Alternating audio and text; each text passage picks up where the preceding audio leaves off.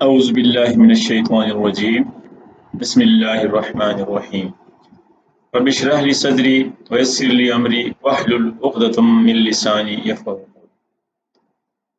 انشاءاللہ آج ہم سورہ فاتحہ کی آخری 3 آیات کو سمجھنے کی کوشش کریں گے.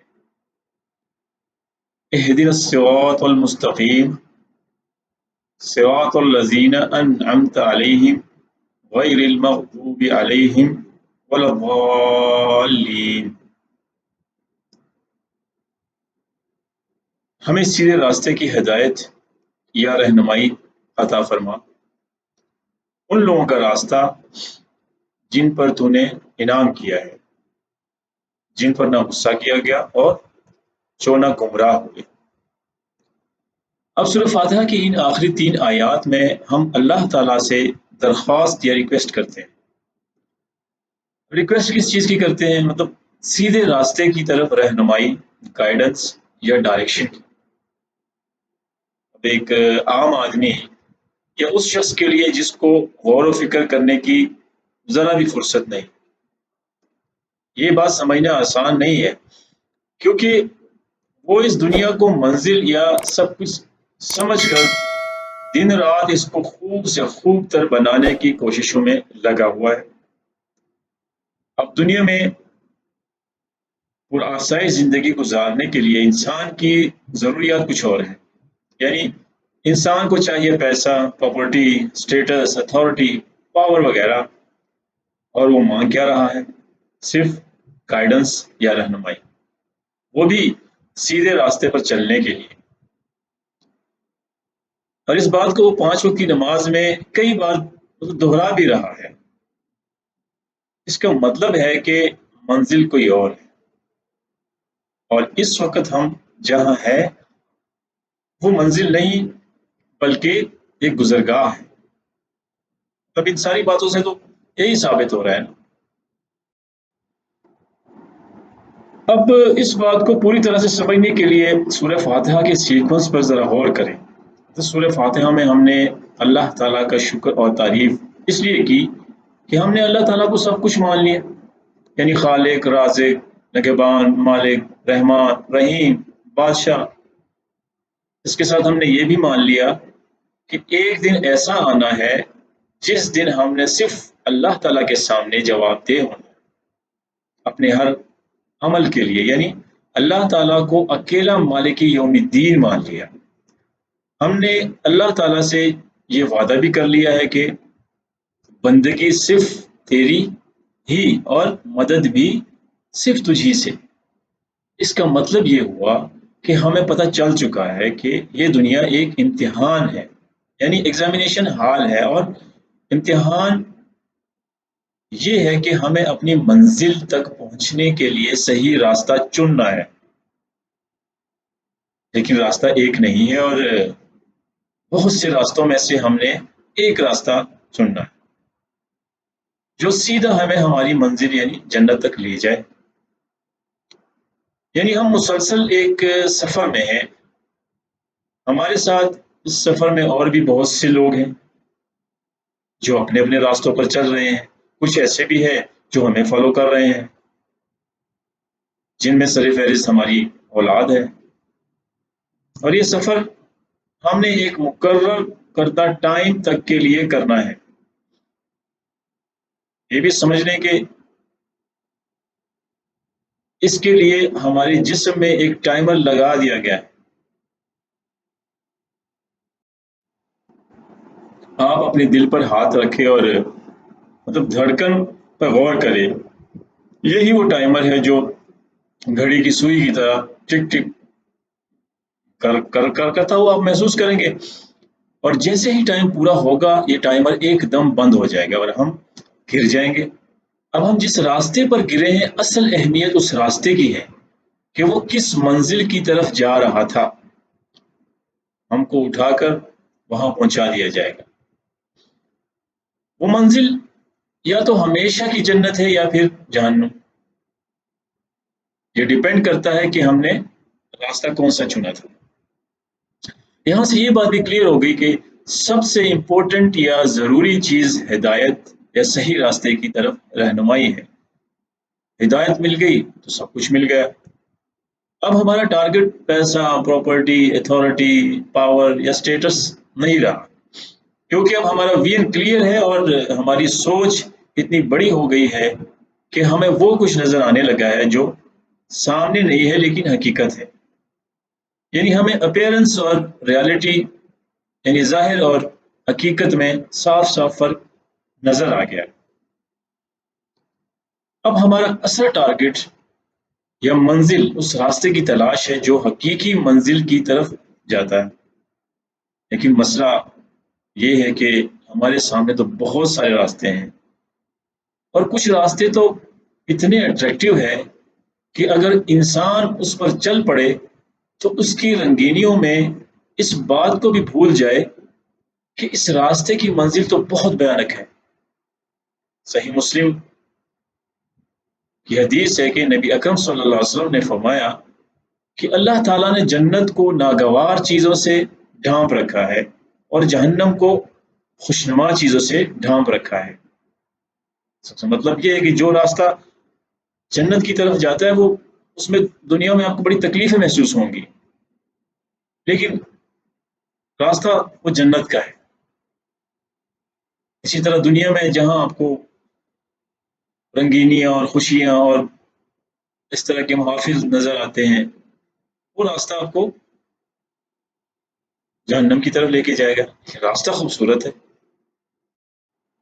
اب چونکہ ساری اہمیت راستے کی ہے تو اس لیے ہم اللہ تعالیٰ سے ریکویسٹ کرتے ہیں، اہدنا الصراط المستقیم صراط الذین انعمت علیہم غیر المغضوب علیہم ولا الضالین، کہ یا اللہ ہماری رہنمائی فرما، یعنی اس سیدھے راستے کی طرف جس کی منزل جنت ہے، اور ہمیں ان لوگوں کے راستے پر چلا جن سے تو خوش ہوا اور جن پر تیرا انعام ہوا اور جن پر تو نے غصہ ہوا اور جو نہ کبھی گمراہ ہوئے۔ اب جن سے اللہ تعالیٰ راضی ہوا، مطلب جن پر اللہ تعالیٰ کے انعام ہوا، جو جنت کے حقدار ہوئے، ان میں کون لوگ ہیں یہ بھی ہمیں قرآن نے بتا دیا۔ دیکھیں ذرا ان انبیاء کرام، صدیقین، شہداء اور صالحین، وہ اس لسٹ میں شامل ہیں۔ ان کے مقابلے میں وہ لوگ جن پر اللہ تعالیٰ کا غضب نازل ہوا اور وہ جہنم کے حقدار ہوئے، وہ بھی ہمیں قرآن نے بتا دیا ہے۔ مثال کے طور پر فرعون، قارون، نمرود، بہت سے انبیاء کرام کی اقوام جن پر اللہ تعالیٰ کا عذاب آیا، اور ان کی نشانیاں آج اس دنیا میں موجود ہے، عبرت کی طور پر موجود ہے۔ دیکھیں عاد، سمود، نوح اور لوط علیہ السلام کی اقوام، اسی طرح فرعون، نمرود، قارون وغیرہ۔ اب یہ تو وہ لوگ تھے جو سیدھے سیدھے اللہ کے مقابلے میں کھڑے ہو گئے اور تباہ ہوئے۔ ابو جہل اور ابو لہب کو بھی اسی میں شامل کر لیں، جو نبی اکرم صلی اللہ علیہ وسلم کی مخالفت میں حد سے گزر گئے اور انجام کو پہنچے۔ لیکن مغضوب اور ضالین کی سٹوری کچھ ڈیفرنٹ ہے۔ مغضوب وہ لوگ ہیں جن کو حق سمجھ آ گیا، لیکن اس کے باوجود وہ اپنے مفاد کی خاطر آنکھیں بند کر دیں کہ ہمیں تو پتہ ہی کچھ نہیں، اور جہالت یا ہٹ دھرمی پر اتر آئے، جیسے یہود جن کے علماء کو اچھی طرح پتہ تھا کہ محمد صلی اللہ علیہ وسلم سچے ہیں اور آخری نبی ہیں، لیکن انہوں نے خود بھی انکار کیا اور اپنے لوگوں کو بھی گمراہ کرتے رہے۔ اب ضالین پہ آج ضالین وہ لوگ ہیں جو حد سے تجاوز کر جاتے ہیں، چاہے وہ محبت ہی میں کیوں نہ ہو۔ ان کی مثال وہ نصارہ یا عیسائی ہے جنہوں نے محبت میں حضرت عیسیٰ علیہ السلام کو اللہ کا درجہ دے دیا، یعنی اللہ کا بیٹا بنا دیا، اور شرک میں مبتلا ہو گئے۔ اللہ تعالیٰ کے لیے یہ تینوں قسم کے لوگ ناقابل قبول ہے۔ ہم اللہ تعالیٰ سے ہدایت کی درخواست اس لیے کرتے ہیں کہ ہم وہ اعمال کریں جو اللہ تعالیٰ کو قابل قبول ہو، ورنہ اس طرح تو یہود، نصارہ اور مشرکین بھی یہی سمجھتے رہے کہ ہم صحیح راستے پر ہیں۔ قرآن چونکہ اللہ کا کلام ہے، ایک زندہ معجزہ ہے اور قیامت تک کے انسانوں کے لیے رہنمائی کا ذریعہ ہے۔ اس لیے ہمیں بھی سیلف اسسمنٹ یا اپنا محاسبہ جسے کہتے ہیں وہ کرنے کی اشد ضرورت ہے۔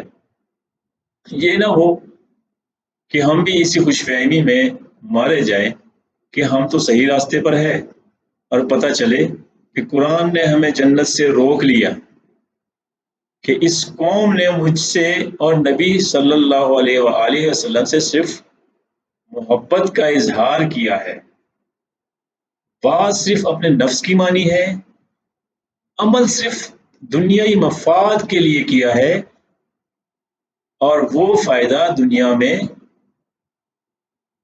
ان کو مل گیا ہے۔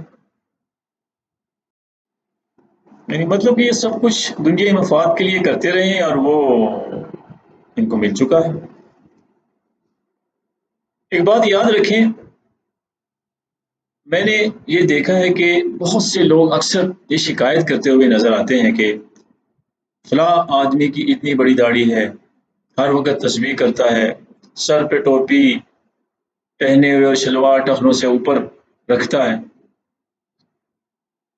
لیکن معاملات میں زیرو ہے، جھوٹ بولتا ہے، وعدہ خلافی کرتا ہے، منافقت کرتا ہے، گالم گلوچ کرتا ہے، تکبر کرتا ہے، نہ کسی کو سلام ٹھیک طرح سے کرتا ہے، نہ ٹھیک طرح سے کسی کے سلام کا جواب دیتا ہے، ہر وقت پیسے کی بات اور بھاگ دوڑ میں لگا رہتا ہے، پیسے کی بات کرتا ہے، اور لڑائی جھگڑے میں تو حد سے ہی گزر جاتا ہے، یتیموں اور بیواؤں کا مال کھا جاتا ہے، بہن بیٹی کا حصہ کھا جاتا ہے، وغیرہ وغیرہ۔ اور پھر لوگ کہتے ہیں کہ یہ کیسا اسلام ہے؟ اب میری بات سنیں اور سمجھنے کی کوشش کریں۔ علم اور ہدایت دونوں الگ چیزیں ہیں۔ علم یا نالج انسان خود حاصل کرتا ہے، اور جیسے جیسے ٹائم گزرتا ہے علم حاصل کرنے کے ساتھ بڑھتا جاتا ہے۔ اب اگر ایک عالم یا وہ شخص جس نے ایسا حلیہ بنا رکھا ہے جس کو ہم ایک خالص مسلمان کے لیے مخصوص سمجھتے ہیں، تاکہ ایسا ہونا نہیں چاہیے لیکن ہم سمجھتے ہیں، اور یہ شخص ہدایت یافتہ مومن مسلمان نہیں ہے، تو میرے بھائی آپ نے اس کے حلیے کو اسلام کا نام بالکل نہیں دینا۔ اصل مومن مسلمان جو ہدایت یافتہ ہو وہ کسی بھی حلیے میں ایک باکردار انسان ہوتا ہے، اس کا مائنڈ ہی کچھ اور ہوتا ہے، وہ خالص پازیٹیو سوچ اور ہر معاملے میں اللہ کے احکامات کو سامنے رکھ کر بات کرتا ہے، چاہے اسے دنیا میں نقصان ہی کیوں نہ اٹھانا پڑے اور کتنی ہی مخالفت نہ جھیلنی پڑے۔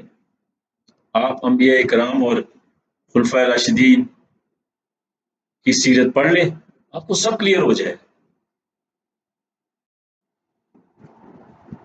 جو ہدایت ہے، ہدایت کا تعلق دل سے ہے، ڈائریکٹ دل سے، اور یہ ایسی چیز ہے کہ یہ خود بخود نہیں آتی، اس کے لیے محنت اور سٹرگل کرنا پڑتی ہے، غور و فکر کرنا پڑتا ہے، اللہ سے ہر وقت اور اسپیشلی 5 وقت کی نماز میں مانگنا پڑتی ہے، اور اگر مل جائے تو پھر اس کو قائم رکھنے کے لیے اللہ سے دعا کرنا پڑتی ہے۔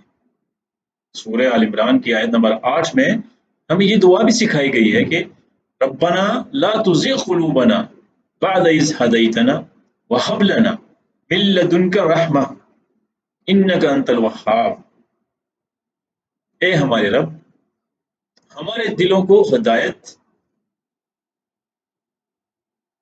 دینے کے بعد گمراہ نہ کرنا، اور ہمیں اپنے پاس سے رحمت عطا فرما، بے شک تو ہی دینے والا ہے۔ کیونکہ سیدھے راستے سے ہٹنے میں ٹائم نہیں لگتا، اور ہٹ کر ایک دم سے واپسی ہو جائے تو ٹھیک، ورنہ چلتے چلتے انسان دور نکل جاتا ہے۔ یاد رکھے، پھر اللہ تعالیٰ بھی پرواہ نہیں کرتا، کیونکہ اللہ تعالیٰ کو آپ کی نہیں، آپ کو اللہ تعالیٰ کی ضرورت ہے۔ سورہ انسان آیت نمبر 8 میں بہت کلیئر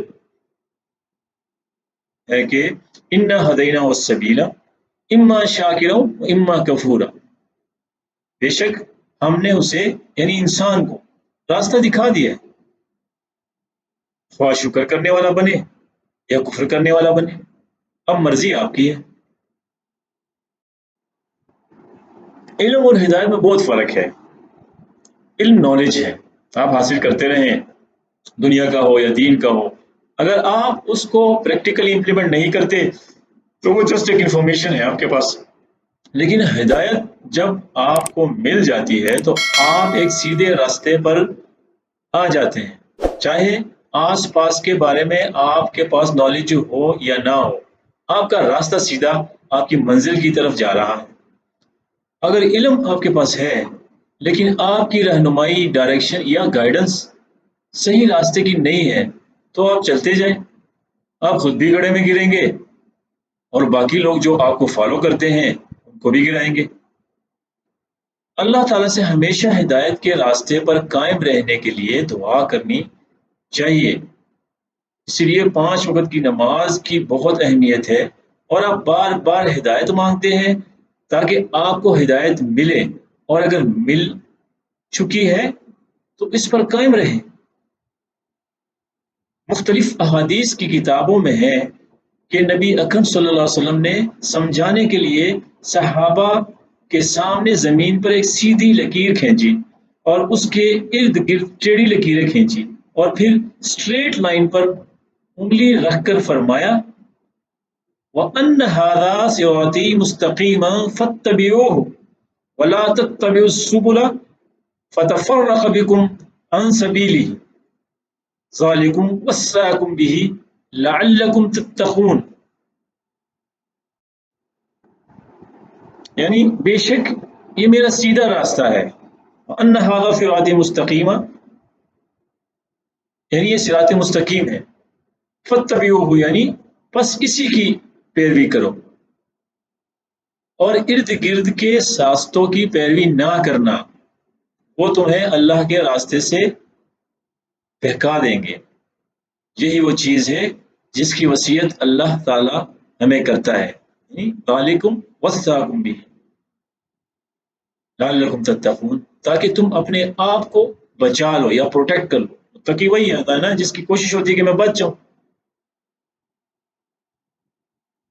سورہ تغابن کی آیت نمبر 11 میں دیکھیں وَمَن یُؤْمِن بِاللَّهِ یہدی قلبہ واللہ بکل شیء علیم، اور جو کوئی اللہ پر ایمان رکھتا ہے وہ اس کے دل کو ہدایت دے دیتا ہے نا، ہدایت کا تعلق ہی دل سے، اور اللہ ہر چیز کا علم رکھنے والا ہے، واللہ بکل شیء علیم، ظاہر ہے اللہ آپ کے دلوں کے بارے میں جانتا ہے، آپ کی تڑپ ہدایت کے لیے ہوگی تو آپ کو مل جائے گی۔ تو آخر میں ہم یہ تو نہیں کہہ سکتے کہ ہم نے سورہ فاتحہ کو کمپلیٹ کر لیا ہے، لیکن جتنا ہم نے سمجھا ہے اگر ہم اس پر غور کریں تو انشاءاللہ ہمیں ہدایت تک پہنچنے میں کافی مدد ملے گی۔ اللہ تعالی ہمیں قرآن کو سمجھنے کی اور اس پر عمل کرنے کی توفیق عطا فرمائے، آمین۔ نیکسٹ لیکچر تک کے لیے اللہ حافظ۔